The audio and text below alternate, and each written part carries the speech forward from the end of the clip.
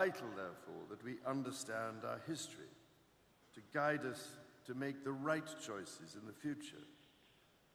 Where inequalities exist, for example, in access to opportunity, to education, to skills training, to employment, to health, and to a planet in whose climate our human race can both survive and thrive, we must find the right ways and the right language to address them. As we look around the world and consider its many deeply concerning challenges, let us choose within our Commonwealth family the language of community and respect, and reject the language of division. None of us can change the past, but we can commit with all our hearts to learning its lessons and to finding creative ways to right inequalities that endure. Nothing, it seems to me, would do so more decisively than to champion the principle that our Commonwealth is one of genuine opportunity for all. This principle has guided so much that I have sought to do throughout my life. In the United Kingdom and around the Commonwealth, I have tried, in whatever way I can, to foster opportunity, particularly for young people and for those whose voices might not otherwise be heard. That is why, when we met in Malta nearly a decade ago, I asked the then Prince's Trust, now the King's Trust, which is shortly to celebrate its 50th anniversary, to expand its work internationally and across the Commonwealth. I'm delighted that the King's Trust International will next year be celebrating its 10th birthday, and that with local partners, its important work has already reached over 100,000 young people in this time. In this spirit, and following the conversations with the many leaders of island states gathered here, I asked the Association of Commonwealth Universities and its numerous members to consider the vital issue of access to education. I'm delighted, therefore, by the offer to launch a new Commonwealth Fellowship program for students from the small island states to build skills that will underpin a resilient future, such as in nursing, teaching, engineering, and the green transition. A further urgent challenge, and one that conditions all other challenges, as I've done my best to emphasize for many years, is the existential threat of climate change. I've spoken with many of you in the recent past, and I now find that climate change is raised as a primary concern, again and again. We are well past believing it is a problem for the future, since it is already undermining the development gains we have long fought for. This year alone, we have seen terrifying storms in the Caribbean, devastating flooding in East Africa, and catastrophic wildfires in Canada. Lives, livelihoods, and human rights are at risk across the Commonwealth. I can only offer every encouragement for action with unequivocal determination to arrest rising temperatures by cutting emissions, building resilience as far as possible to both the current and forecast impacts of climate change, and conserving and restoring nature both on land and in the sea. If we do not, then inequalities across the Commonwealth and beyond will only be exacerbated with the potential to fuel division and conflict.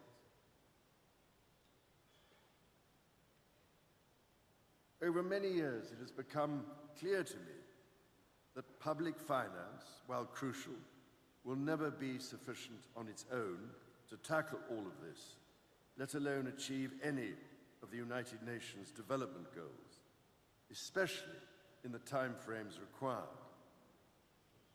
The Commonwealth, therefore, has an opportunity to work together with the private sector and civil society to unlock private sector capital for this mission, and in so doing, promote trade and investment and opportunities for young people. I was encouraged to hear yesterday from leading members of the private sector that they recognize their ability and indeed their responsibility to aid and invest in climate transition, in resilience, and in nature restoration. I do hope that in your conversations you are able to answer some of the key questions to achieve this aim, from how to address barriers to investment, to agreeing upon routes to use public finance to encourage private investment, and crucially, how public-private civil society partnerships can be forged so that such arrangements are fair and transparent for all. If, ladies and gentlemen, the Commonwealth can succeed with this endeavour, then it will be an indispensable example to the rest of the world. Together we can expand opportunities across this family of nations to build shared prosperity and truly resilient economies, while also meeting growing challenges such as disinformation and extremism, and ensuring that the untold potential of technology, including artificial intelligence and social media, works for our societies, not against them. We can surely try to invest in as many as possible of the 1.5 billion people under the age of 30 in the Commonwealth to ensure they have the right personal development. This means skills, opportunities, and entrepreneurial drive, as well as the ability to thrive and prosper in this changing world while being shielded from the negative aspects of technology. I know from speaking to many of you in recent months and from all that I have heard from around the Commonwealth that these are among the issues that matter most to you and your people. I am pleased that they resonate strongly with the themes that Samoa has chosen for this Chogram. I can only hope over the days ahead that you will make meaningful progress on these matters. So doing, I trust you will take inspiration from the Pacific Way, working with respect, compassion, and compromise as your guides. Ladies and gentlemen, few of our forebears could have imagined the Commonwealth of today, our free association of proudly independent nations, alive with opportunity, stands in proud defiance of the discrimination of the past. We have not reached this point by accident. Shared vision and collective courage have been our lodestar. As we set a course for the century ahead, we can renew our courage with our faith in one another. For my part, I can assure you today that for however many years God grants me, I will join you and the people of the Commonwealth on every step of this journey. Let us learn from the lessons of the past. Let us be proud of who we are today, and together, let us forge a future of harmony with nature and between ourselves that our children and our grandchildren deserve.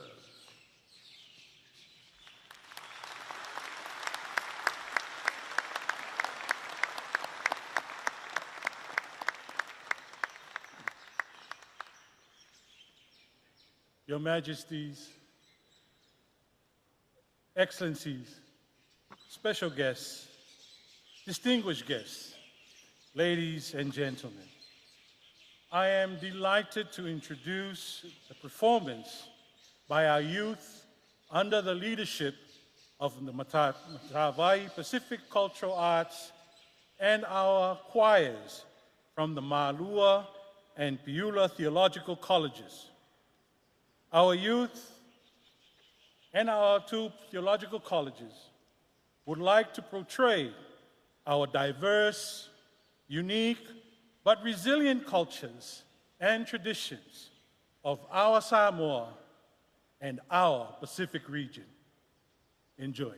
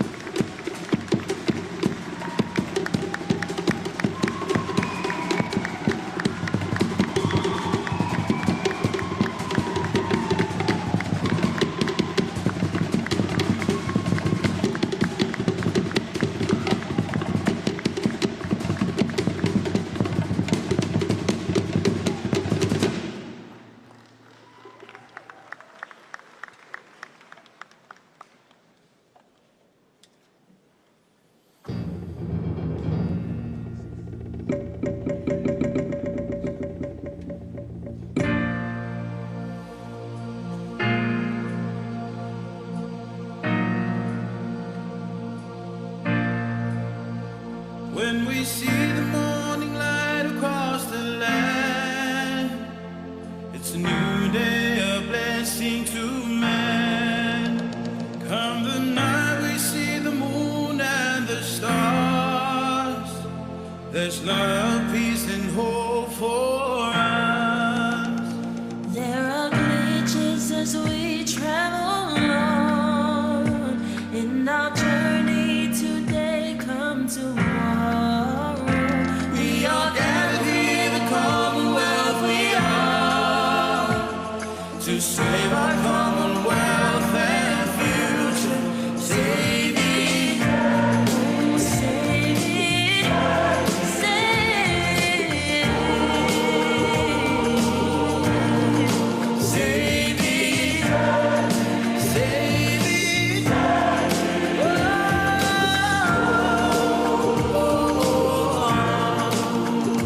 Let the beacon of hope shine on. Resilient we stand for.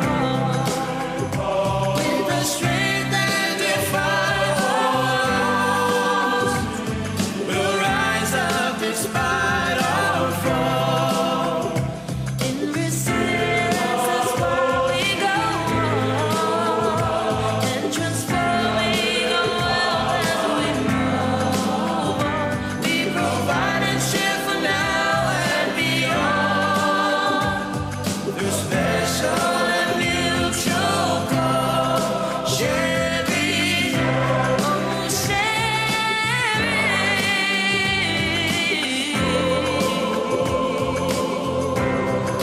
share it, share it.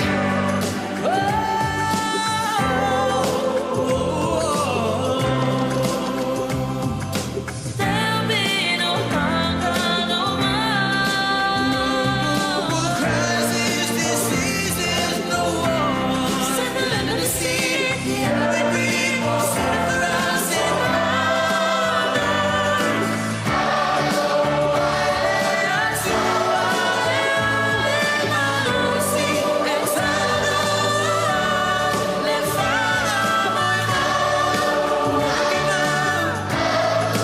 Never give up.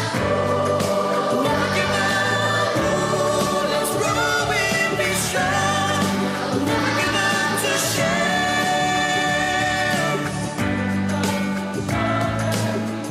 Welcome to Samoa. Be strong to protect our common future and Commonwealth. Please remember us in your hearts as we live through your time. We are the future, tomorrow's generation.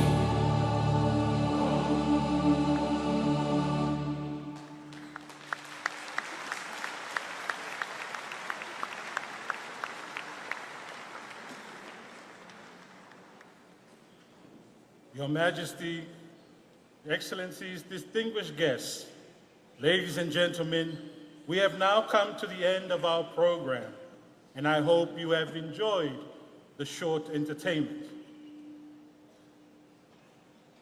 May I now invite the official photographers to come forward to take the family photograph. The first photo will be taken whilst the leaders are seated.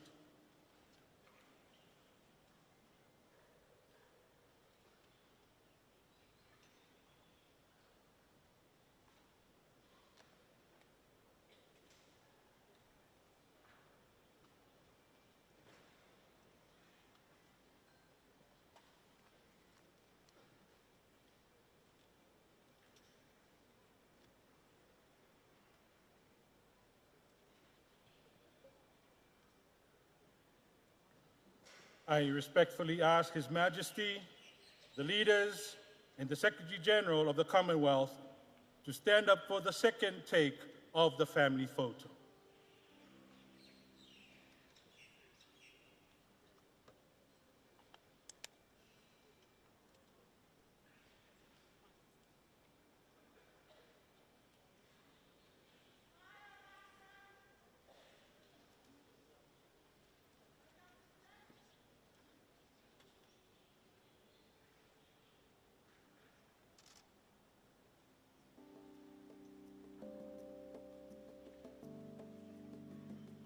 Thank you. You may be seated.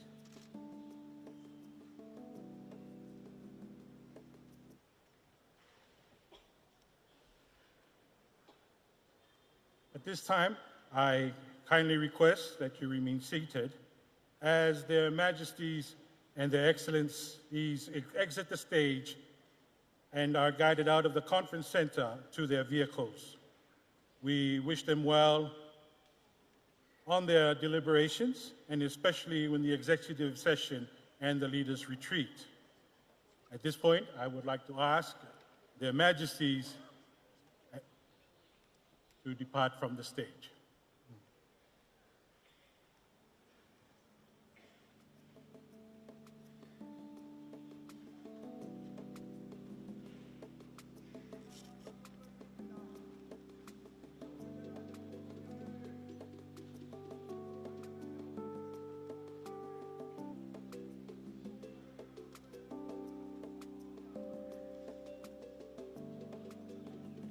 And now I will call the head of state of Samoa to depart from our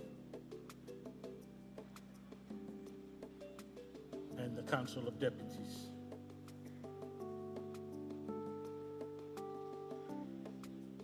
May I ask His Majesty, the King of Eswatini,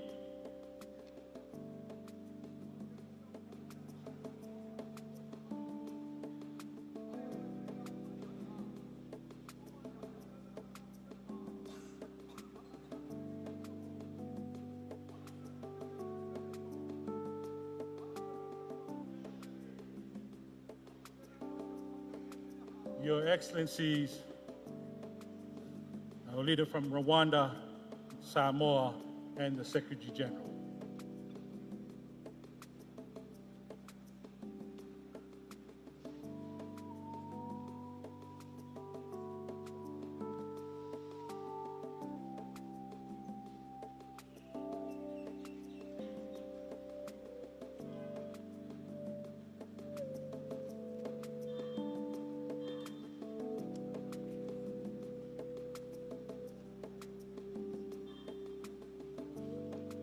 Your Excellencies, may I now ask our new leaders who will be joining His Majesty, our leaders from Fiji, Lesotho, Papua New Guinea, New Zealand, Singapore, Tuvalu, the United Kingdom, Vanuatu, and Togo.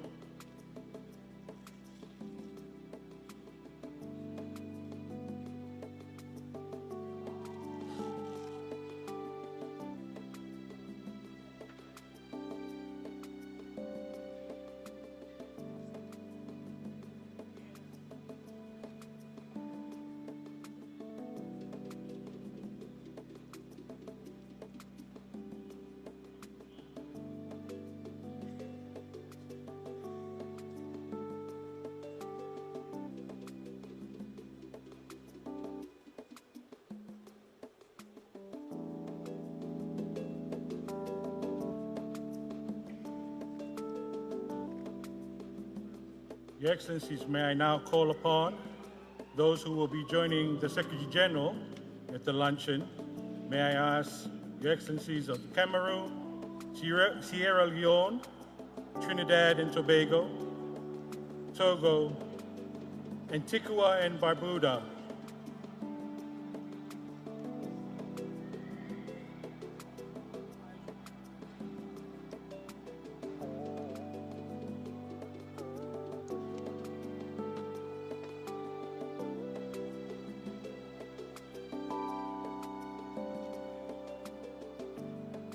may I now call upon Ghana, Australia, Brunei Darussalam, Dominica, Malta, and Maldives.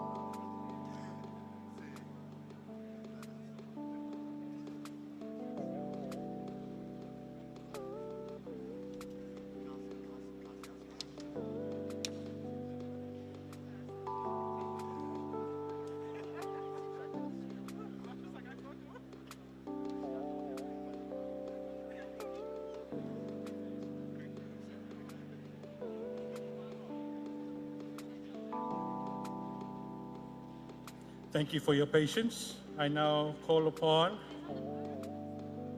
South Africa, Uganda, the United Republic of Tanzania, Guyana, and Tonga